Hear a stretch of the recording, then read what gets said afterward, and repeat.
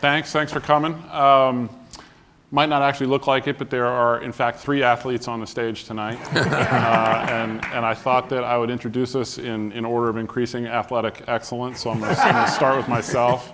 I'm Will Dudley, and graduated from Williams in 1989. I was a swimmer here at Williams College. My former coach, Carl Samuelson, is right there next to his lovely wife, Nancy. I was captain of the water polo team. The high water mark of my athletic career was definitely beating Amherst senior year for the New England Water Polo Championship, and it has been all downhill from there.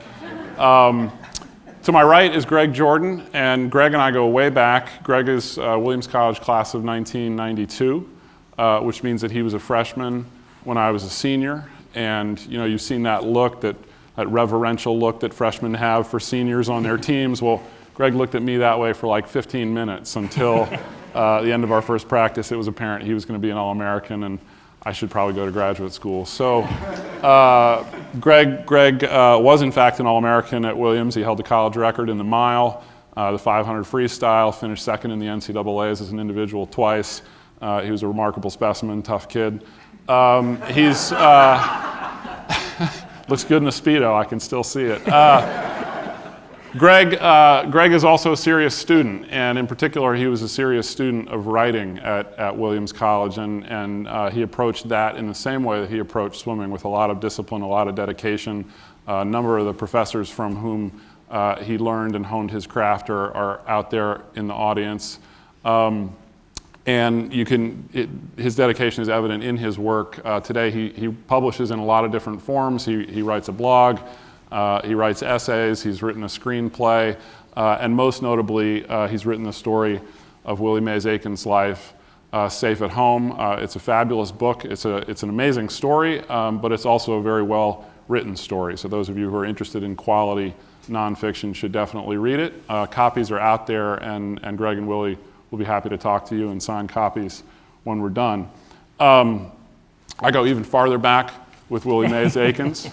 That's a surprise to him because he just first laid eyes on me like 15 minutes ago. But I first laid eyes on him in 1980 when he was playing for the Kansas City Royals, and he came to Memorial Stadium in Baltimore, which is where I grew up watching baseball, rooting for the Orioles. And I had the pleasure of watching him that year and several other years after that on teams that he took to the World Series, and remember that well. I was a teenager. He was a larger-than-life baseball star, and it was a real treat when he and his teammates came to town. And it's a real treat to have him here in the big leagues of Williamstown tonight. So let's welcome Greg and Willie to Williams College.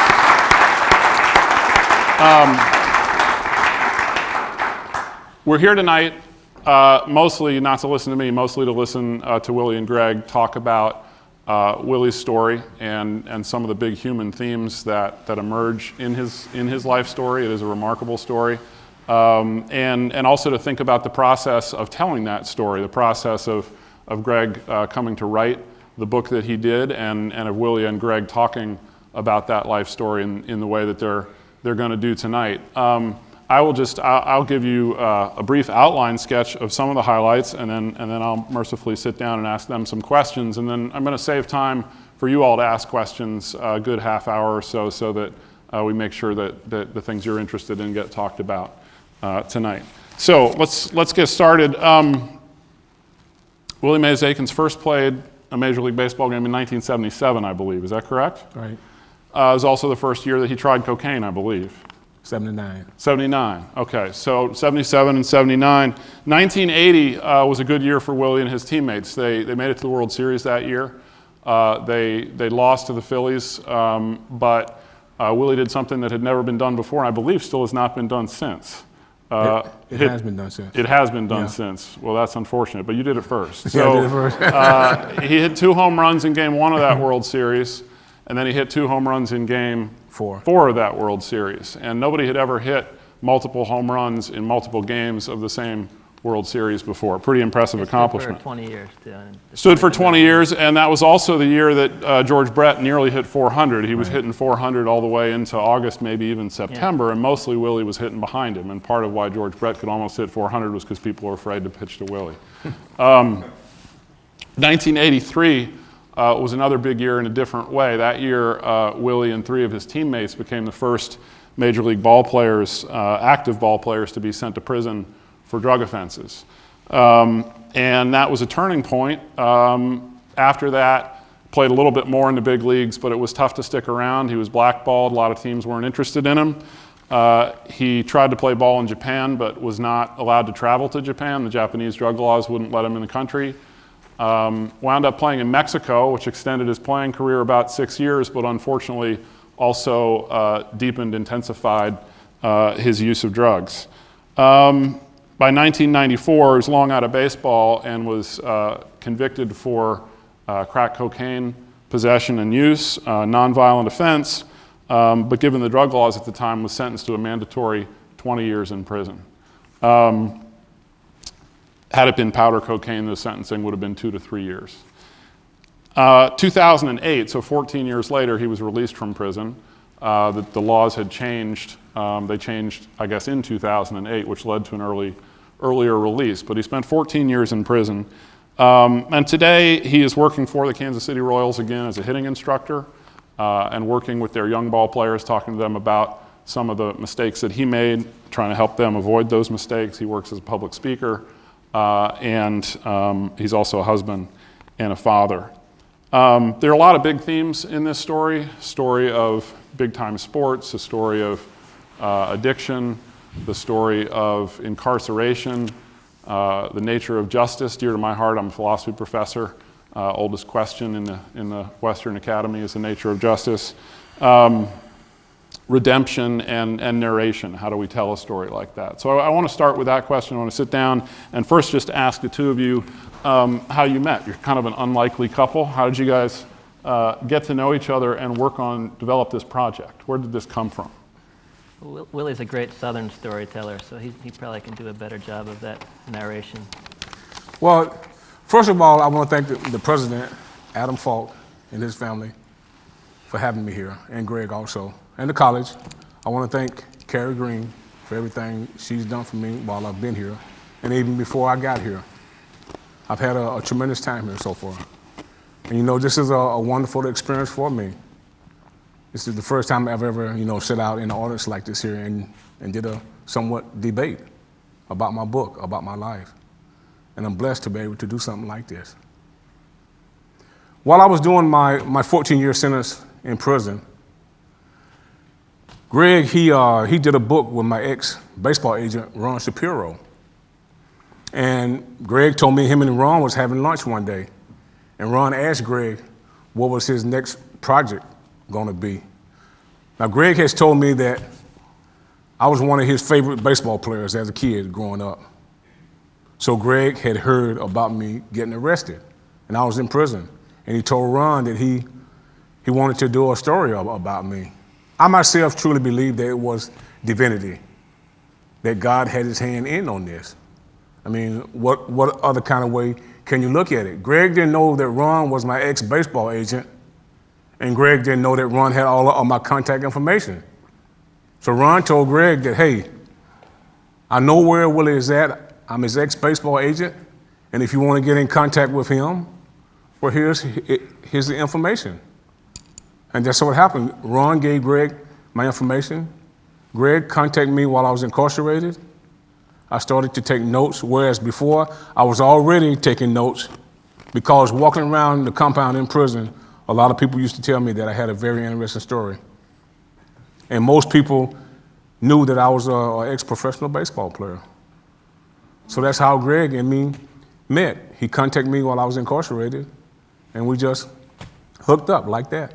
Greg, how did you know this was the story you wanted to write? Yeah, I obviously went to Williams College, but I have this joke down the Middle Atlantic area where I'm from where I do these book events, and I say I went to Shepherd College, which is the name of a school in West Virginia, but that's also the truth. I studied with Jim a ton here and got hooked on stories as a way.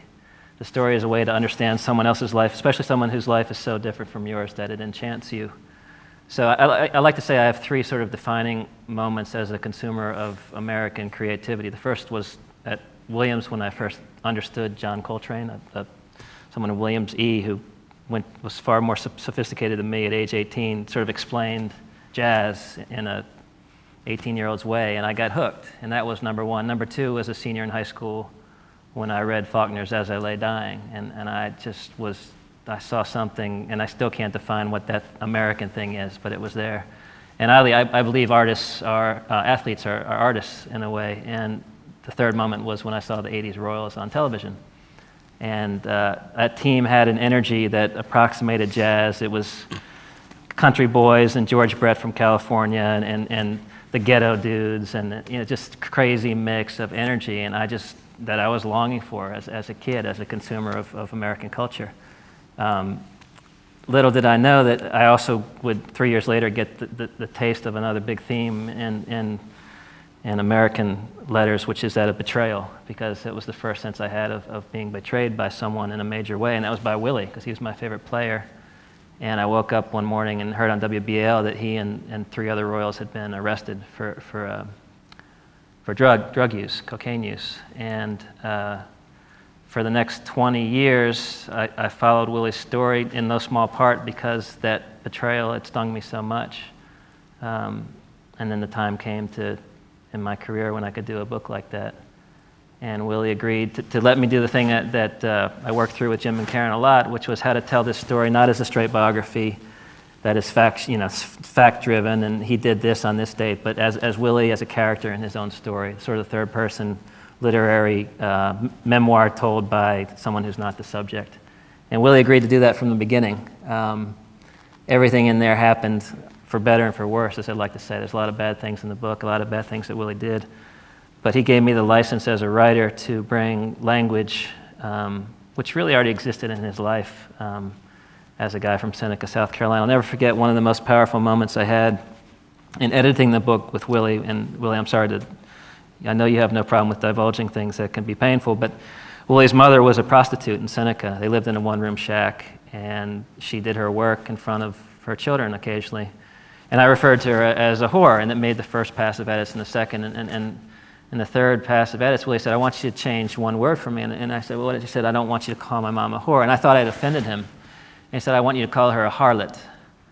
And I was like, what a beautiful word. And it's a despicable profession, but the word is so biblical. And that's sort of the language that Willie grew up on. So I think he appreciated what I got from Jim here and Mark Taylor and all these guys I studied with and brought to bear in this effort. So I found the guy who would let me do his life story the way I wanted to, which I'm grateful for, Willie. I'm grateful too, brother.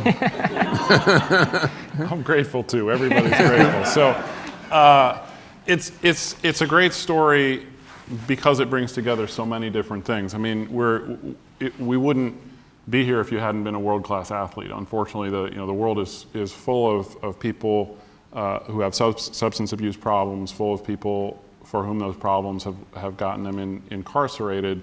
And the reason that you have the power to tell your story is because you were a world-class athlete on a stage that gets people's attention, I think. And I teach a class on the philosophy of sports, the significance of sports, why sports are important to people, why they matter to people. I think Greg's right that one reason they matter is the beauty that we experience through sports, the arc of a home run ball, the crack, the sound of a ball off a bat. Another reason I think is because athletes like yourself achieve the pinnacle of what humans can do in a certain kind of important endeavor, and that makes you heroes to the rest of us mere mortals. You can do things that we can't even think about. You can hit Ron Guidry. You said you were 1 for 20 against Ron Guidry, but eventually you got him, and none of the rest of us could have hit him at all, right? So that makes you a kind of hero to us, and yet it leads us to forget that you're human beings as well, and subject to the same temptations as everybody else, and in fact maybe more so because you have more opportunity and you have more money and more fame. And I wonder, so I'm interested in that intersection between the kinds of decisions you made, the temptations that you succumbed to, and the fact that you were an athlete, right? And in particular, the fact that you're in a team sport, and teams can be both. Teams are powerful things. They have a culture, and your teammates can both support you, maybe help you recover from your problems, but they can also lead you down paths we'd rather not go. And I wonder I wonder what you'd say about the role of your team and your teammates and the fact that you were an athlete. What role did that play in the bad decisions you made, and then also the fact that you're still here and have come out the other side? Well, I tried cocaine in 1979 when I was a member for the California Angels. But at that particular time, it didn't do anything for me. When I got traded to the Kansas City Royals, it was about 4 or 5 guys on the team that was using drugs. And you know, for me, I knew drugs were illegal, but at that particular time, I didn't feel like what I was doing was wrong. I was socialized with my teammates, going out having drinks, messing around with the girls. Met this guy in 1981 who was a baseball fan, and he started inviting us over to his house. The old saying about drugs and alcohol is, it's a progressive illness. Your body builds up a tolerance against the drug, and it takes a little bit more to get you off each time. So we got in the habit of going over to this guy's house.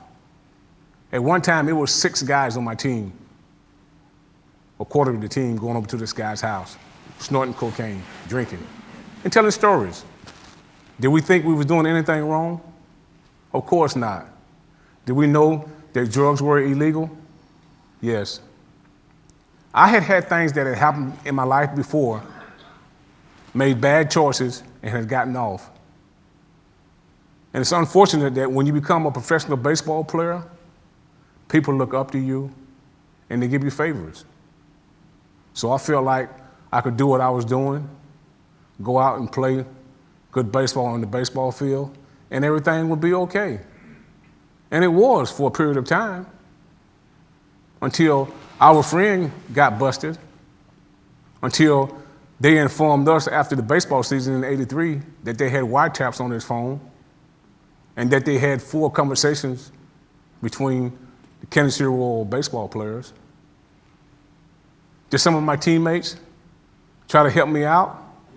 Hal McRae, in particular. During that year, 2 FBI agents came into our clubhouse, and they had a meeting with us about gambling, about drugs and alcohol, about doing the right things as a baseball player. And you know, during that meeting, this officer, he named everybody that was going over to this guy's house. He called us by name.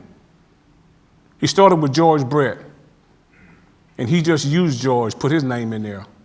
But then he said Willie Wilson, Vita Blue, Jerry Martin, Willie Aikens. After the meeting was over with, I went over to Willie, and I asked him, I said, Willie, did you recognize what he just did? I said, he called out everybody's name that is going over to Mark House getting high. And Willie, he just played it off. Hal McRae, I talked to him, and he said, Willie, you better stop doing what you're doing, or you're gonna get yourself in trouble. So, were there guys on my team that tried to help me? Yeah, it was. And you know, if I had stopped at that particular time what I was doing, I'd have never got in any trouble. But once again, it's that old thing in my head that says that, hey, I can do whatever I want to do and get away with it. So I continued to do what I was doing. And eventually, I got caught. My baseball career was cut short because of that. As you said, nobody wakes up one morning, gets out of bed, and says, "I think I'm going to become a substance abuser today." Right? It starts out whether drinking or other forms of drug as a pursuit of simple pleasure, whether it's physical pleasure or the social pleasure of being with your teammates, and then over time becomes something else. In fact, in your case, one of the interesting things in the book is you talk about how, for a while anyway, you had turned it into you're almost making cocaine into a performance-enhancing drug. You'd figured out exactly how much you could do the night before in order to feel just the way you wanted to feel at the ballpark the next day. And in 1983, you had your best season in baseball. That was also the season that you did the most cocaine by your own estimation. But obviously, at some point, it became something that you couldn't control and that you couldn't choose to stop. And I think, you know, maybe you also, I guess my question is whether you think anything other than going to prison could have intervened in a helpful way? Did you need to go to prison in order to wake up and change, or was there an alternative to that? What Will is talking about is from 80. My first time I went to prison was in 1983. And I was incarcerated with my teammates for 81 days. And I was at a co-ed place. I was at a place that had females. So here I am walking around the compound every day, holding a female hand. Here I am working out every day. I had sex while I was in prison with a female. Does that sound like I was incarcerated? Does that sound like punishment? So when I did that 81 days and got out, I didn't really look at prison as being a bad thing. The only thing I looked at prison as being is being separated from the free world. So later on in my baseball career, when I decided to get high again, going to prison for me wasn't a deterrent. Now, my second case I caught in 1994. And this is a couple of years after I had retired from baseball. And Will's question to me is, would anything else could have prevented me from going to prison that would have gotten me off of drugs? Hey, my story is this, that I was having a wonderful time. I had over $500,000 in the bank. I'm smoking cocaine. I'm being with as many females as I want to be with. I'm satisfying my desires of the flesh. And this is what I wanted to do. Nothing would have stopped me at that particular time from destroying my life. You would have read about me, just like you read about Hector Camacho week and a half ago, being shot to death in his car, and they found drugs. Well, my end would have been the same. You would have read about Willie Mays Aikens being found at his house dead from a drug overdose or being killed. So to put it in perspective, going to prison saved my life. It's interesting, Will, the addiction theme is an American cottage industry now in books and film. And what you so rarely see is, I saw this movie last year called Shame. It was about a sex addict, and it was laughable because it made every one of this guy's encounters seem like medieval torture, And in the minimal field research I did, it's not that way. And Willie's the guy who will say what he just said. It's fun, and it's fun for a long time unless you get caught in a major way. And that sort of candor about addiction is where he departs, I think, from particularly a lot of athletes who will say, every one of these cocaine sessions was miserable. I was a wreck. I was dying. I was strong. No. My favorite scenes in writing this book were in this little. It was this guy had a little baseball museum in the basement of a suburban home in Kansas City. And to elaborate on Willie's story, the Royals came over, and the deal was they would get free Coke if they came over. Everybody else had to pay. So you got the accountants, you got the bartenders, you got the teachers hanging out with the Royals, right? And what does this guy do? He serves the Coke on plates. He'll come down the stairwell into his basement, and like a waiter, and here's your cocaine. Everybody else put out the money. The Royals just reached in and got some. So that sense, what was happening there, my sense from Willie is these guys love being together, having fun in an environment where they could have this sort of mini community that addiction often fosters, be it one-on-one intimacy or drug addiction.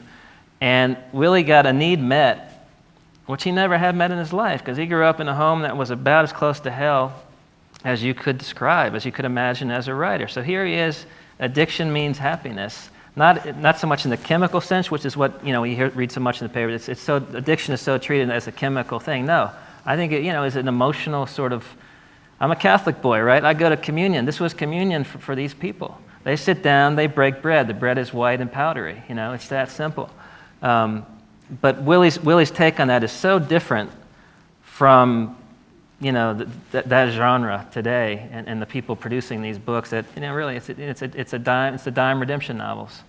And Willie, I think the strength, particularly with kids, we were at Mount Greylock today, and I was telling this story about that precise thing, that Willie is clear about how fun it is until it can't be fun anymore because you get caught or you die. And that really, the teacher said to me, that grabbed my kids more than anything I've ever said in this health class for a month, because no one will allow them to say that this stuff is fun, and that's the tricky part about it. And I think Willie was just happy as a lark until it was too late. I mean, one of the things you just said, I mean, you said the bread was powdery and white, and then it wasn't. Then the bread was rocks, right? And that's an important aspect of the story, the difference between powder cocaine and crack cocaine. It's one of the few points in the story that intersects at least one moment in my life. When I was a student at Williams here one summer, I worked for the public defender in Washington, D.C. It was 1986.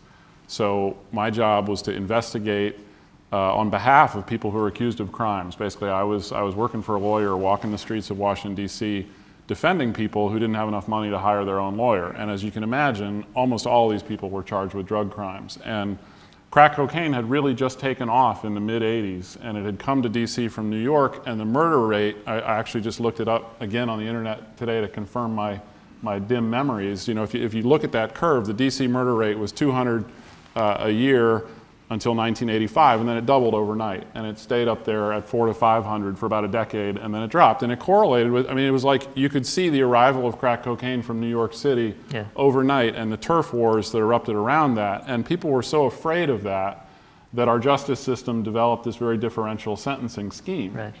And so even nonviolent offenders who weren't in the distribution business were sentenced to very long mandatory terms for crack cocaine offenses as you were. And of course those correlated to class and race because crack was a cheaper drug and it was an inner city drug, and so the people serving those long mandatory sentences were overwhelmingly poor, overwhelmingly African American. And I know that you not only lived that, but you, in the process of living it, became an expert on it. You've testified before Congress about these drug laws, and I wondered, you know, I'd love to hear your thoughts upon you know, coming out the other side of that about what would be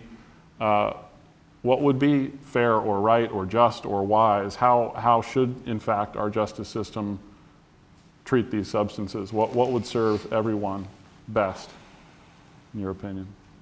Well, I think what would be fair is that if a person is caught with possession or even distribution of a drug, and if this person is an addict or have problems with the drug and is feeding his habit, that he should be given a chance in a drug court. I saw a special on TV not too long ago about veterans, that when they come back from war and they get on drugs or alcohol and they catch a criminal case, well, they have this judge and they go in front of this judge and he gives them a second chance. And if they are able to straighten their lives out, well, then their record is expunged.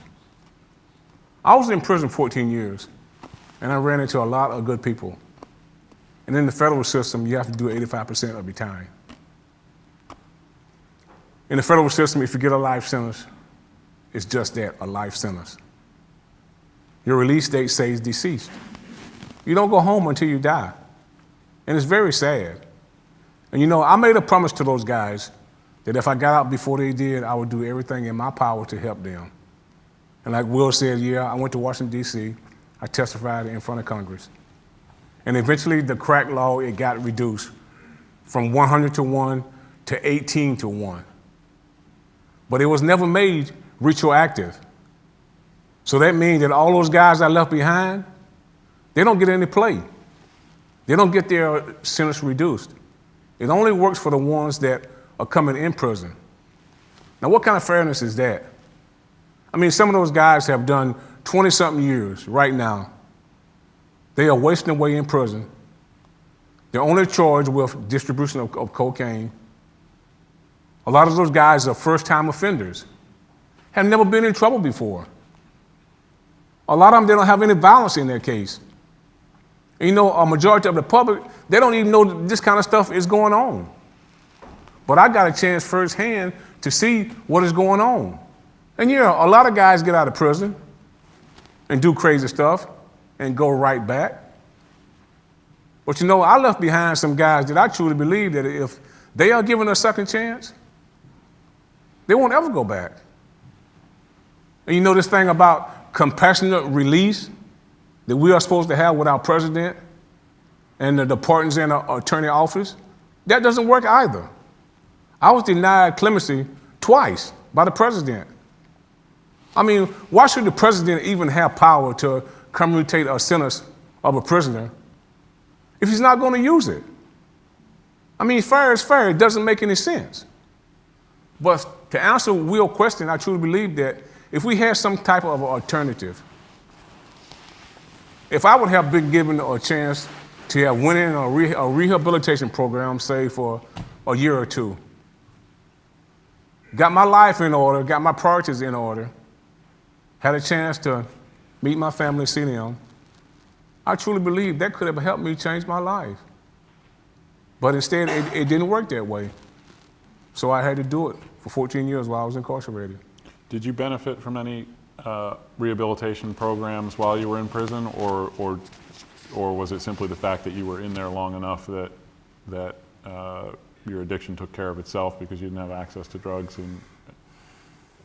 I had a problem with denial. And I blamed the undercover officer for a long time while I was incarcerated. One of the first things I did, they had this 40-hour program, which was mandatory by the courts. And since I had a drug charge, they told me that you have to take this 40-hour program. That didn't work for me. So they had another one that was called DAPT. And it was for 15 months. And I joined that program. And this instructor I had was really hard, man. He was really, really hard. And I was in denial for a long time. And I hadn't accepted responsibility for what I had done. In order to change your life, you have to come to a point where you have to accept responsibility for what you had done. And you have to put things in perspective and see, hey, am I my own fault for being in prison? Or was it the undercover officer who came to my house and set me up? Because of the rehabilitation programs, I came to the conclusion that the foundation of my problem was me. It wasn't she set me up, but she wasn't my problem. She wasn't the foundation of my problem. I was. I was the person that was sitting in my house day in and day out smoking cocaine. If I'm not sitting in my house smoking cocaine, and the undercover officer comes to my house and asks me to get drugs for her, guess what happened? It never happens. So to answer Will's question, those I took 2 of them. I took 3 actually, 40-hour, then the 15-month, and I joined again and took another 15-month. And after that second 15-month rehabilitation program, doing the inventories of my life, really helped me. It really did. And it started to help me change my life. Greg, you, other than Willie himself, you've done probably the Crack? most. Well, I don't know. Not when I was on the team, but you've done the most comprehensive inventory of Willie's life, to use the phrase that he just did, and so you, even though you didn't know him prior to his time in prison, you've gotten to know his life as well as probably anybody on the planet from that period as well as now. So you've seen and you've tried to describe and present for us that transformation. And I wonder if you could speak to it and address your sense of what brought it about and what it amounts to. Yeah, you're trying to, I mean, in class the other day we were talking about dispassion. And so you're writing the story of a lad's life, you got to tell it straight. And you got to, I remember writing one scene where Willie's high in Mexico, and his daughter's there, and he's using a mirror, and a jagged mirror, and she falls, right? And she cuts her leg extensively to the point where she's, could bleed to death, and he's high, and the woman he's with is high, and she's a very little girl. Little girl, 2 years old, 3, and I had to write that scene 2 weeks after my mom died. I'm like, I can't write this guy's. I loathed Willie at that point. I loathed him as my subject matter. And I think the only thing that allowed me to do that with any success was knowing how much he loathed himself and told me that story and urged me to put it in the book, as a matter of fact, because it was such a definitive moment of how far down he had crashed, And I think that the opposite pole of that, where so we developed this friendship, which is breaking the rules, right? You're a biographer; you're not supposed to be befriended by or befriend your subject matter. But I don't like rules that much, so I welcome the opportunity to be friendly with somebody that I immediately had chemistry with and ultimately immense respect for. But the shining moment as Willie's friend was to see him in front of Congress. And in that room converged all the paradoxes and delicious ironies of the crack laws, the absurdity of the crack laws, because 1986, Len Bias died in 84, 83. 86. Okay, so 86. So the 1986 American Anti-Drug Act is really a response to that fear of God. These drugs can really kill you. It's not just they're going to kill us, they kill themselves. And so the severity of these penalties and the inherent institutional racism and the crack disproportionate punishment begins then. And in this room are all those guys who Rangel walks in, Inglis is there. And the irony of it is that it was bipartisan and biracial failure. The origins of the crack laws, the co-sponsors of the legislation were the Republican lobby or wing of Congress and the Congressional Black Caucus. Nobody really knows that anymore because it became to be known as Whitey's Law. It's the suburban white folks who are afraid of these guys high from the inner city. So at a juncture in this comment, Willie's alongside the scientists, and there's that great American Charlie Rangel right next to Willie. And Rangel's talking about how bad. Willie gave the most sober, unbiased, dispassionate testimony of anyone on that, including the scientists, anyone. And there's a certain point where Rangel's ranting, and one of the Republicans who sponsored the reform of these laws says to him, call him Charlie, I said, Charlie, I don't want to make a big deal of this, but let me remind you, you were one of the initial sponsors of the drug laws. And now you're up here saying this is, all me. And also ironically, the judicial reforms of the drug laws began under George Bush. So look, my wife knows who I voted for. I'm clean, right? We're in Williamstown. Don't worry which way I'm going here. But at the end of the day, it was bipartisan failure. And now with Inglis from South Carolina, who's a Republican, he's one of the leaders of the legislative reform too. So it's a bipartisan sort of asking for forgiveness. The moment where I most realized that the absurdity of Willie's punishment, in particular, was in Spain, near my wife's house. They have these great hams in Spain, right? Habugo, it's called. They feed them white acorns to make them grow fat and plentiful. And I love this ham. She's like, go, let's have ham, let's splurge. The Habugo is the most expensive ham. She sends me out. She says, get 100 grams. Now, I never understood the metric system. You're a math guy. Adam's a scientist. I don't know grams, and I swam. Even meters confused me. I once did a flip turn in the middle of a 50-meter pool because you're thinking it's 25 yards, that kind of thing. So I'm like, oh, good, we get this ham. I get 100 grams. And the woman slices out 6 slices of this stuff. And I go to the deli, I get turkey and Swiss, right? I get a pound and half a pound and make a good sandwich. I'm like, that's not enough ham. 100 grams. I'm like, give me 300 grams. So she puts 300 grams. So it's a good bit of ham. And I'm like, okay. I go to check out, and it's 73 euros. I'm like, 70. I had 20 euros with me. And at that point, I'm in the middle of Burgos, Spain. My stomach's craving this stuff, and I'm like, wait a minute.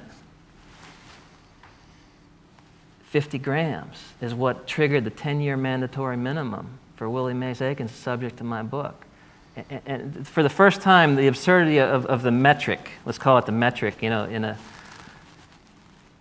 came right home. It hit me in the gut, literally, And that now that we know, scientists now saying it, the scientists said it for 15 years. It took the politicians a long time to catch up. That coke and crack are the bloody same thing. Same thing, same addiction. The crack baby thing, oh my gosh, she's going to have a crack baby. We just learned you can't take Sudafed. My wife's pregnant. You take Sudafed, you're going to have a crack baby. It's that all these hysterias developed around this drug. And it wasn't even ultimately racial. I just think people are paranoid and scared and Willie, he didn't. The other big thing I learned was entrapment is legal in America. Willie got entrapped. This woman showed up 4 times, the undercover officer, at his house, 4 times. He didn't have crack. She wanted crack. He's like, oh, he's a nice guy. He's like, let me get it for you. He likes ladies too, and she's pretty. Let me get you some. 4 times he went out and got crack or made it for her, and that was the transaction that added up to that surpassed 50 grams. Now, something is really off here. It makes for a great book, but not for a great life. And there's a lot of people like Willie who suffered that fate. Willie, does it make for a great book? We're at a college, so whenever someone writes something, we give it a grade. What? Yeah, I shouldn't have said it makes a great book. Jim told me it was great. It's actually a serious question. I want to know what you think about Greg's book, because it's got to be a very strange experience to read a book about yourself. It's a fairly unusual form of writing, to do a third-person biography of a living person, and I seriously wonder how well you think he did it. How does it feel like you? Did he get it right? And then I want to turn to you and ask, what it was like to try to undertake this. Well, this is a first for me, and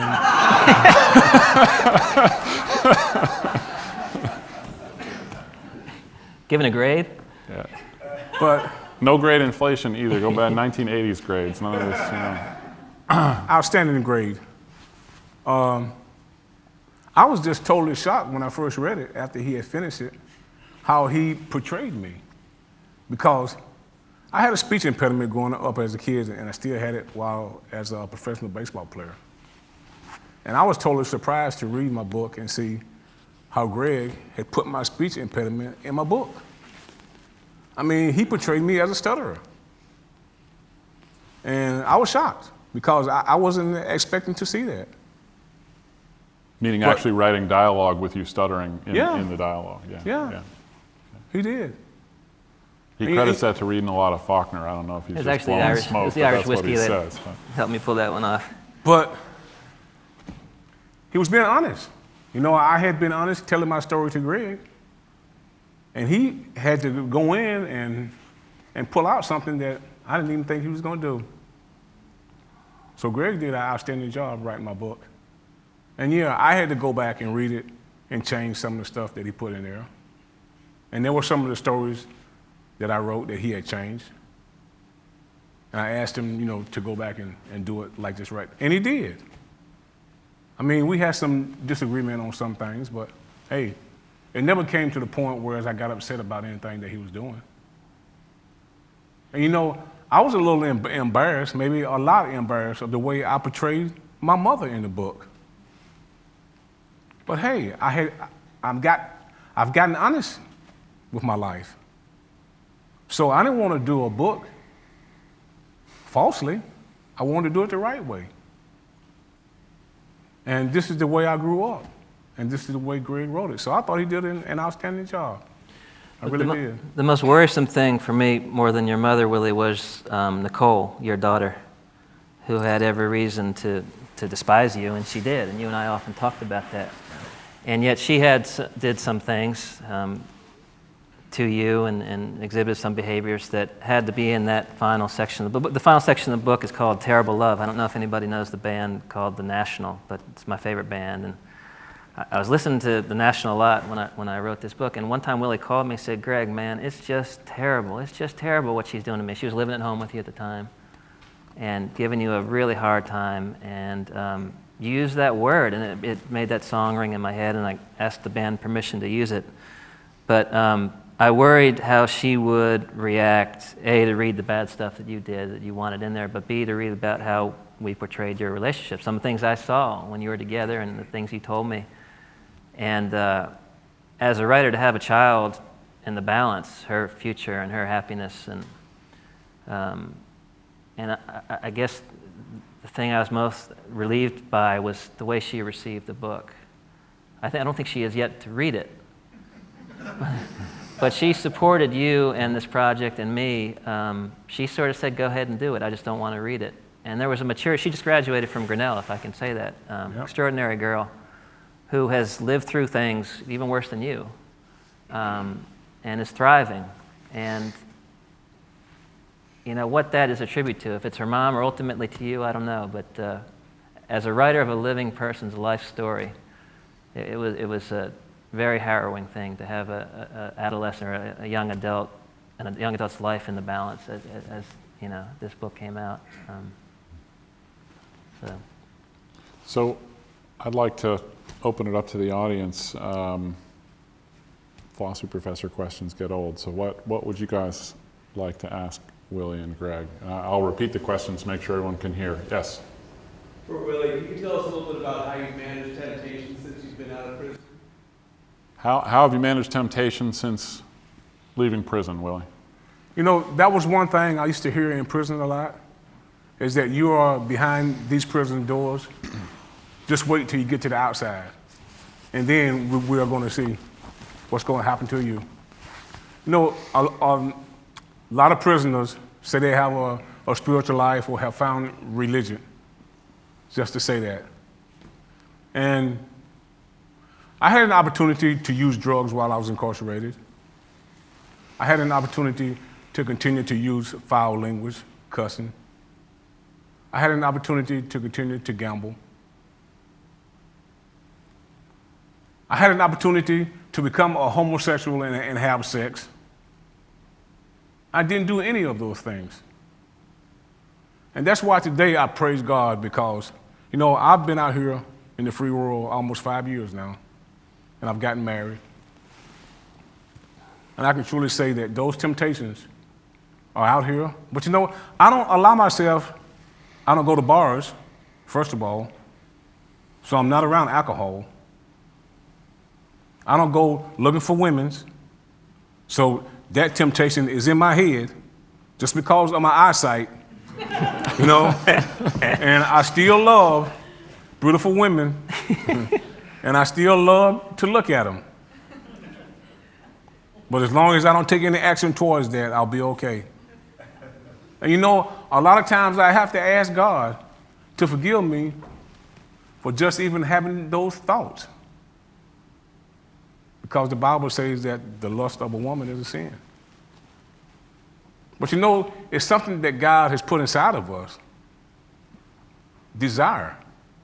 And maybe my desire is a little bit stronger than a lot of other people. Oh no. I don't think so, Willie. I think we're all on that boat with you. But you know, the way I handled that with my spiritual life. And I was talking to the baseball players earlier today about us having the Holy Spirit inside of us, and I truly believe it's that little voice that's inside of us. And if that little voice is made strong enough, well then we listen to it. We just don't hear it. We listen to it. And I've made that little voice inside of me strong enough that when those desires of the flesh or those temptations of the flesh come to me, I'm able to overcome those. Because I truly believe that the worst thing that could happen to me is that I die and be separated from God from eternity because of a sin that I've committed. Other questions? Hard for me to see. Yes? For Willie, do you think it was harder to accept that the crash of your career in incarceration was not the government's fault or not the authorities' fault, or was it harder to accept that it was your own fault? Was it harder to accept that it was your fault, or was it harder to accept that it was the government's fault? Which of those was harder for you, would you say? His question is, which was hardest? For me to accept that it was my fault or the government's fault? Well, it took me a long time. Like I was saying, it took me 3 rehabilitation programs before I came out of denial and stopped blaming this undercover officer. I mean, the thing for people that are in prison is to blame. You know, we don't want to accept responsibility for what we have done. And most guys that are incarcerated, they don't come to that conclusion while they're in prison. Somebody has snitched on me. Somebody has set me up. Somebody has entrapped me. So the first thing they do when they hit the streets is that, hey, I shouldn't have been in prison in the first place. So now I'm not going to sell drugs to a snitch. I'm not going to fool around with anybody that's going to tell on me. But see, I never had those thoughts. My problem was I didn't want to accept what I had done. And yeah, it took a while. You know, it didn't happen overnight because I had a lot of pride. Pride is one of the deadly sins, and it can hold us back. But once I humbled myself and I got honest with myself and started to do an inventory of Willie Aikens' life and realized that Willie Aikens couldn't change until Willie Aikens became honest. And once I became honest and started accepting responsibility, I started to grow. And that's when I started to change my life.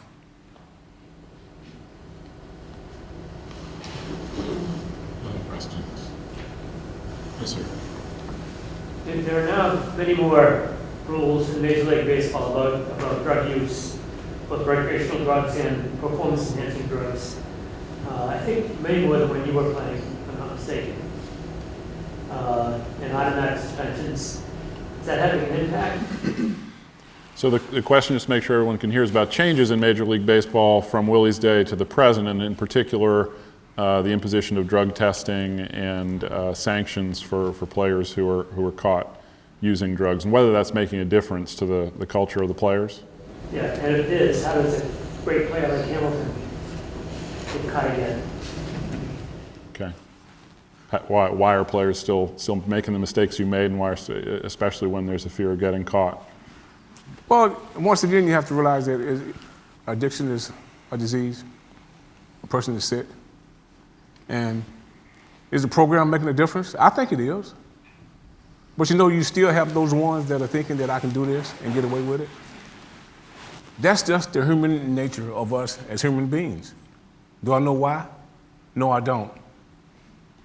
If they would have had drug policies when I was a player, would I have been doing the same thing? I don't think so. You know, I made some bad choices, but I'm not stupid. You know, how can these players, what in their thinking allow them to think that I can use steroids, I can smoke marijuana, or do any type of drug that is illegal under the drug policy and get away with it? They came in the past year and just did random drug tests on the players at any given day. On the coaches too. We don't know.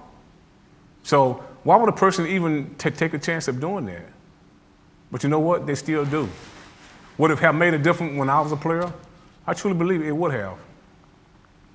When you talk to young players today, you talk to 18, 19, 20-year-olds, and do you feel like they're listening to you, or are they just thinking, you know, that old man, you know, he might as well be my parent, I'm not going to listen to him? Would it, you know, does that make a difference? Would it have made a difference, do you think, if when you were 18, 19 making those decisions, would it have sunk in, hearing from ball players and, you know, who've made mistakes before? This is a conversation that I had earlier with the baseball team, that if somebody like myself had been going around to the teams and talking about how drugs and alcohol had affected their life, would it have had an impact on me? I think it would have. Do I think I'm having an impact on our young players today? I think I am. You know, for one reason, these young kids coming out of high school and college look up to me because I was a Major League Baseball player. You know, a small percentage of professional baseball players make it to the major leagues. And you have to go through so many levels to get there. There's rookie ball, there's single A, there's double A, and there's triple A. So day in and day out, man, it takes years to get to the top. And I was one of the players that got to the top. But what it shows them is that I had the ability and I made bad choices. And with the money that is being made today in Major League Baseball, you think these guys want to give them an opportunity like that? Just because of a failed drug test? Just because of a DUI, drunk driving? And you know, it's sad to say, for the most part, this is never going to stop. You are always going to have somebody that's going to get stopped for drunk driving as a professional baseball player. You're always going to have somebody get caught for using steroids, illegal drugs. I mean, this is not a perfect world. So a lot of people are going to think that they can do it and get away with it, mainly because of the steroids. It enhances your ability out on the baseball field somewhat. And when you have a good year, you get paid a whole lot of money. You know, when I was a baseball player, I never heard of steroids. Back in my era, cocaine was the thing. But you know, I put myself in the steroid era, and I've asked myself, would I have used steroids? I would have. Because instead of averaging 20-something home runs a year, I'd have averaged 30-something home runs a year. You would have hit more than Sammy Sosa. Instead of making $600,000, I'd have made $1.2 million. In the back.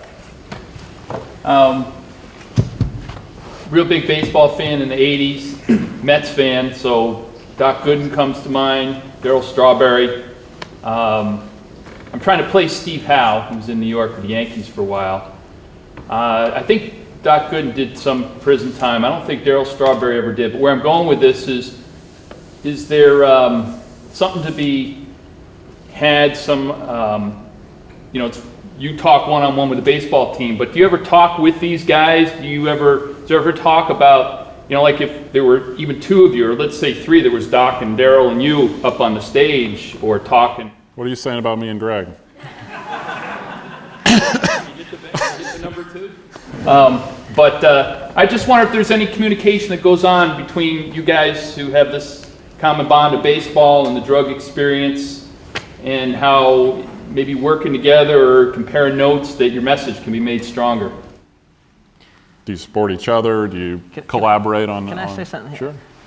I think it's a good question. I think it ties to that earlier idea of America, a memoir in contemporary America, and I think Willie knows these guys, but I've heard a lot about them, and part of my research, I've talked to people about them who know them, and there's an authenticity to Willie's reformation that I'm afraid some of the names you just mentioned don't replicate. And again, it's that idea of the televised life. What do you believe? And I don't know, Willie, you can attest to that or disagree, but I think there's an extent of self-reformation here that is beyond just writing a book and trying to move some copies. I think for the most part, some of those guys are embarrassed about what happened to them. And they are, I don't want to say afraid to get it out in public and speak about it, but not thinking for them, I just believe that they haven't really gotten honest with themselves. Last spring training, Josh Hamilton, he relapsed. My book came out in April. Texas Rangers, Kansas City Royals train at the same complex. I get this idea in my head about going over next door and talking to Josh Hamilton and signing one of my books and give it to him. I made it happen through the manager, Ron Washington, my old buddy. I talked to Josh for 45 minutes and gave him one of my books. Is it going to help? I don't know. It could. But we had a wonderful conversation. And it's truly amazing how when a person looked, I told Josh, I said, Josh, you've had a lot of bad things that have happened in your life with drugs and alcohol. But after you read my book, you're going to realize that it's a lot more bad stuff that can happen to you. I told him I was in prison 14 years. That hasn't happened to you yet.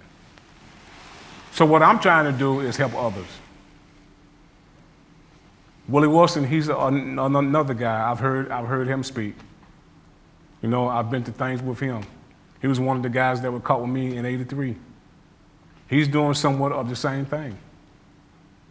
And I think, hey, if every baseball team, not trying to brag about what I'm doing or anything, but if these baseball teams would have people come in that have experienced incarceration, that have experienced addiction, that have gone through those problems and talked to the players, I truly believe that the players will listen to these guys more, because these are people that the players look up to, and they have been places where they are trying to get. But not enough teams are doing that, sad to say.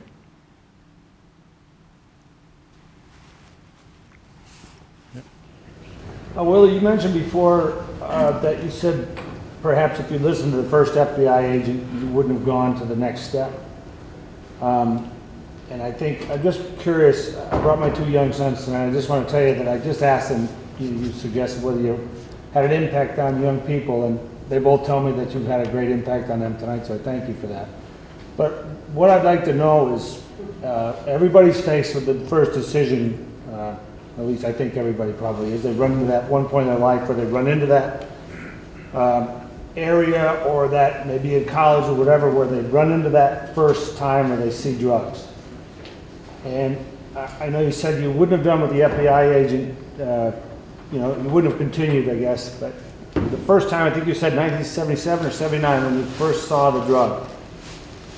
Do you feel like if you didn't do that, you know, at that time, obviously your life wouldn't have gone the way it did, but I just like to hear in your words what you tell the young people when that circumstance comes to them, what they should, I mean, obviously we all say no to drugs, but I just want to hear it from somebody that's really been through it. Well, a lot of people have a tendency to separate alcohol and drugs, and they don't look at alcohol as a drug, but alcohol is a drug. It's one of the worst drugs that we have in our society, and alcohol is legal, and alcohol affects every vital organ in our body. And we really have to, young kids have to be careful with just alcohol, because at first it's a stimulant, and then it becomes a depressant. And when you drink, you're not able to function a lot of times. And we can freely get that. My thing is this, don't even start doing it, period. Cocaine, marijuana, whatever is illegal. So you are taking the risk of getting arrested, going to jail.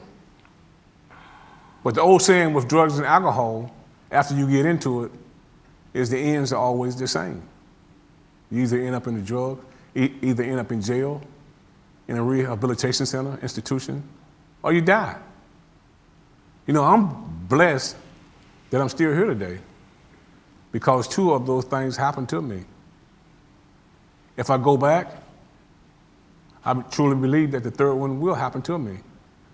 But my message for the young kids is, hey, when I'm speaking, let my experience be your experience. And that it truly is not even worth it, even though we do have people in our society that drink alcohol socially. And I'm not saying don't have a drink, because it can be done. But from my experience, it can be trouble. Yes, in the middle. Willie, I read that you played a year of college baseball at South Carolina State. And I was wondering if you could comment on the state of college baseball in the South during the 1970s, like things like the relationship between a school like South Carolina State and say a school like Clemson and go well, around how players in high school would have ended up playing college baseball at that time. Just generally comment on the state of college baseball.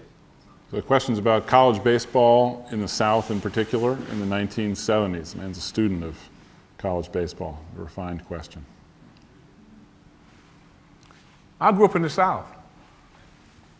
And in the South, back in the 50s and 60s when I was growing up, there was always racial issues. Clemson University was 5 miles from the little town I grew up in, Seneca, South Carolina.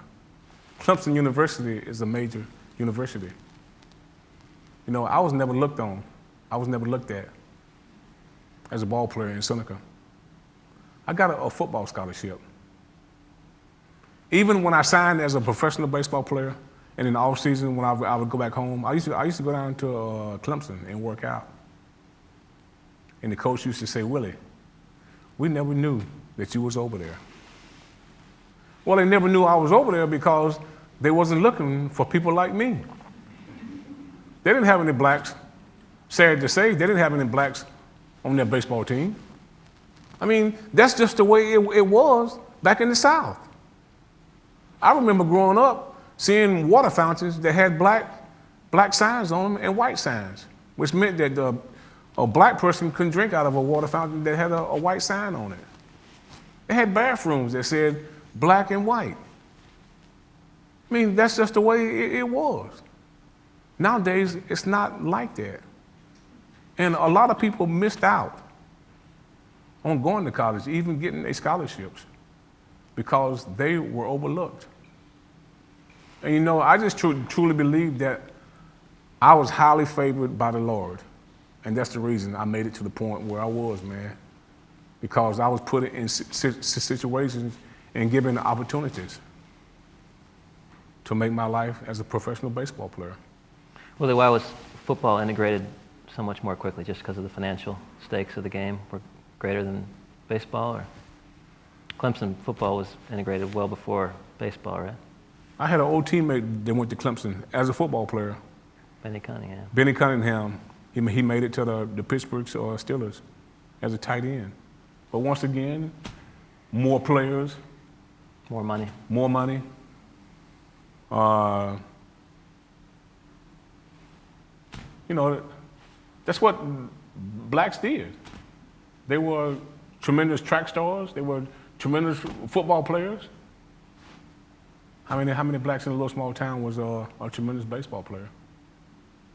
So they didn't scout those type of people, but they knew in order to have good programs as far as football and stuff like that, they had to. It was a priority. Got a question in the front row from Gene. It's like a swim team reunion here. Gene was the starter for the swim team for years and years. Greg, this is for you. When you made the arrangement with Willie's agent, what was it like? What were your feelings when you went to the jail and the door opens and then it clicks around you and you get inside the prison? What was that feeling like? And were you there when Willie was free? Yeah, I had the prison experience before. Adam knows where Jessup Maximum Security Prison is, outside of Baltimore. And Willie's agent arranged for me to go in for 2 nights. A few prisoners knew, a few inmates knew that I was stupid to try to do that, but otherwise I was treated the same as everybody else. And Willie was still in Atlanta when I did this. This was all in preparation because I had filed the paperwork to go see him, and for many reasons it just wasn't happening. And we knew he was going to get out early then. So I did this before going out to Kansas City to meet him in person for the first time. But, you know, again, I come back to my Catholic upbringing, and it relates to this because you go to Leavenworth Federal Penitentiary, where Willie was first incarcerated, and you approach it, and it's beautiful. It looks like a cathedral, and that's on purpose because the origins of the correctional system were, you know, sort of monasticism and self-correction. Right? You could actually, they thought you could correct yourself back in that day in the 1800s in America. It started in New England and in New York State. So, you know, the Puritan reform movement behind incarceration was really associating religion with it, and not with, it wasn't punishment at the time, although it was severe, and it was punishment, truly. The attention wasn't. So between my experience in prison, which was quite, I actually, you know, I like to read, I love books, and yet even I, with our technology culture, I have a hard time sitting still to do it. And those 2 nights, you know, I read, you know, more forcefully and peacefully than I have in years, because it was the only thing to do. And Willie became a great reader and a great writer in prison, and I think that's one of the options to survive it. But when I first met Willie, he was in a halfway house in Kansas City, in this rough neighborhood, and I flew in, the flight was late, and I met him. We went to this great fried chicken place on the outskirts. What's the name of that place in Kansas City? Famous place. He took me there and had a great meal, and I kept looking at my watch because he had to be back by 9 o'clock. And he wasn't, he's Southern cool, you know, it's like, it's a defining, and I think that's why he was a great athlete. He just stays cool, and I'm getting like, Willie, don't you have to get back, you know? So it's like 8:30, and we're good 45 minutes away, and I'm driving, you know? And I don't like cars. I get scared of drivers and cars. It's all kind of like intimidating. And I'm racing down the highway. I'm hoping that him being famous will help us get off if we get stopped like it used to in the old days with him. And we get there, I pull it off, it's like 9:01, and drop him off, and he just sits there. And he keeps talking to me. And there's a clock, and I'm watching the seconds go by, and I finally said to him, he said, it's all right if I'm a little late, you know, it's all right. And he gets out, closes the door, and walks in. I see the door swing, and this big burly guard is there, and he just nods at Willie, and Willie walks right on by. He was 10 minutes late checking in. Your second night in the halfway house. And I'm like, that's a bad man right there, you know? I wish I could be that cool, you know? You know, I lived with Willie inside his brain, inside his house for 2 years, and I had a great time doing it. his dog used to shit all over the floor in his house, drive him crazy, and but you know, he made me clean it up a couple times. But you know, the prison thing to me was where he leveraged that experience in a way few inmates can. But it was he reached back to the origins of the correctional system, and he corrected himself in there. And a lot of it, as somebody who went here and studied, read a lot of books, it was by reading and writing. And you know, back to your original question, might be a good place to end it. Was that's what brought me to Willie's story, was reading and writing, and that's the thing we share. And I think the product of our relationship is that. You know, it's a book, for Christ's sake. You know. So, thanks for reading it if you have. All right. I think that is a good place to stop. Any final remarks you'd like to make, Willie? I've had a wonderful time. Thanks for having me. Read the book. Pretty good book. You know, one way I've been selling my book is I've just been gathering up books and going around to different places and just selling my book. And you know, I get a chance to meet young kids, parents, grandparents, and they want to know what my story is about. And I get a chance to witness. And I want to make money, but you know, just hearing somebody say that, hey, you have a very interesting story. And I've had people that have read my book and have called me or have emailed me and said, Willie, I've been going through the same thing that you've been going through. But seeing how you have come out of it, it gives me hope that I can do the same thing. You know, that's a wonderful feeling. That is a wonderful feeling. When you're experiencing life, it's changing lives of other people. So I just hope that my testimony tonight has touched somebody's life. And that if you are facing any problems, demons, whatever, bad choices, drugs and alcohol, relationship problems, whatever it might be, hey, there's always hope and there's always faith. Praise God. Thank you. All right. Thank you both. Thanks very much.